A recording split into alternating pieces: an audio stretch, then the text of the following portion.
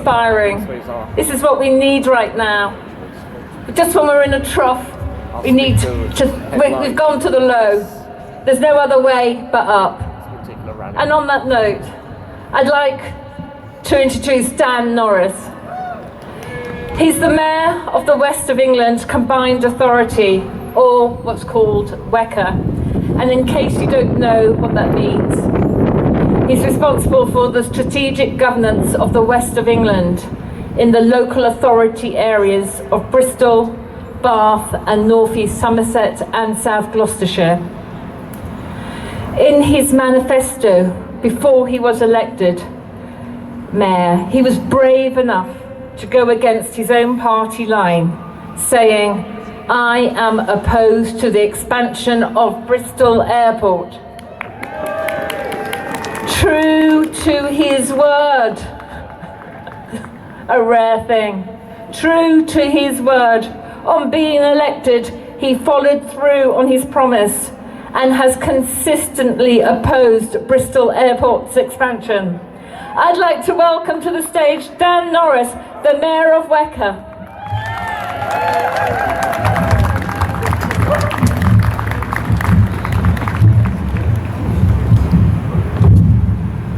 Right, well, thank you very much for that very kind and generous introduction.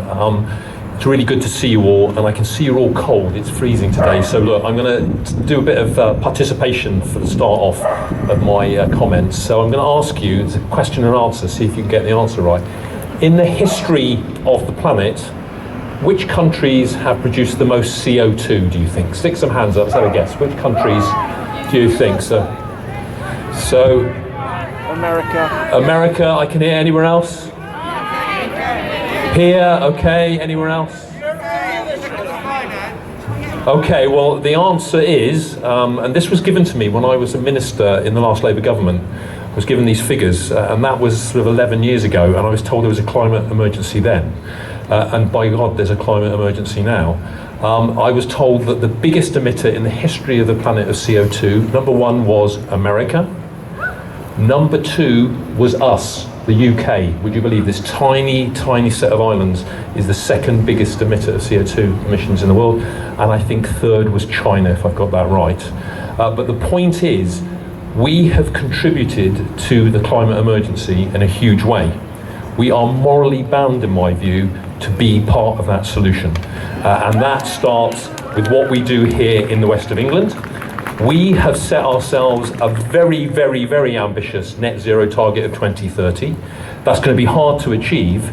And if Bristol Airport expands in the way that it wants to, it will drive a coach and horses through that commitment. And I don't believe that's what you want. I don't believe that's what the people of South Gloucestershire, Bath, North East Somerset or Bristol want. Now, a climate emergency. That means that I have to take my responsibility to deal with that as Metro Mayor, and you've heard some of the comments that I said before I came on. I brought it so that the Combined Authority changed its policy to be against the airport's expansion straight away. That was one of the first things I did. But look, it's more than what politicians do. You're going to do your bit to keep CO2 emissions down. I'm going to do my bit as an individual too. And you're also going to do your bit towards reducing CO2 emissions in your workplaces and the other activities that you undertake. And yet, Bristol Airport is asking for special treatment. When we're all going out of our way to reduce CO2 emissions, Bristol Airport wants to increase them, and increase them radically. CO2 emissions make up 8% of the UK's CO2 emissions, and they want to increase that at a time of climate emergency. Clearly unacceptable, clearly wrong, clearly needs to be sorted out. So, where do we go from here then? So, firstly, why has a local democracy been ignored? I just think that you made brilliant arguments in the inquiry, hundreds and hundreds, if not thousands, of amazing arguments that persuaded, hopefully, the inspectors on a personal level, and yet they were unable to make the decision that was right and sensible, ignoring the will of the local people. So they ignored the excess CO2 that would arise from the expansion airport. They ignored the road congestion that would occur.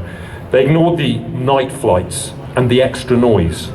and they made false claims, Bristol Airport, on job creation. The logic of the decision that's just been made to Bristol Airport is if you're allowed to increase CO2 emissions and you argue that what matters is you create jobs irrespective of the environment, the next thing we'll be doing is reopening the pits in northeast Somerset. It's an absolutely illogical and mad way of viewing a climate emergency.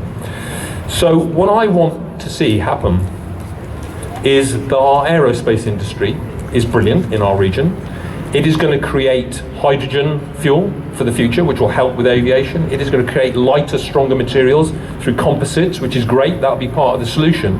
But it's not a solution that's going to arise tomorrow. It's going to be in many years' time. And until then, we have to do something about this climate emergency. So I want the airport decision to be overturned. That needs to be overturned. That means we need a government with a national aviation policy. The government has talked green, but talk is cheap. Actions are what is needed. The madness of making internal flights cheaper at the time of the COP conference, when rail fares are going up so fast, shows the truth about this government, in my view. It will say and do anything rather than act on the environment in a proper and meaningful way. You, the people, are ahead of the politicians on this. You have the wisdom. You are leading on this. And we have lots of debates in Bristol, quite rightly, for example, about Colston. And the lesson of that, in a sense, is we must look and think, what in the future will future generations think about us and the things we've done? And I am absolutely convinced they will look and say that we were terrible when it came to the environment. So we've got to do something about it now. So let's fight back. Let's engage with the Canadian pension funds, the teacher pension funds, and get them one round. Let's fight Bristol Airport's spin and greenwashing, because they've been absolutely despicable, frankly. And let's fight this government. In fact, let's go one better. Let's change this government and get back onto the environment and what matters. Thank you very much.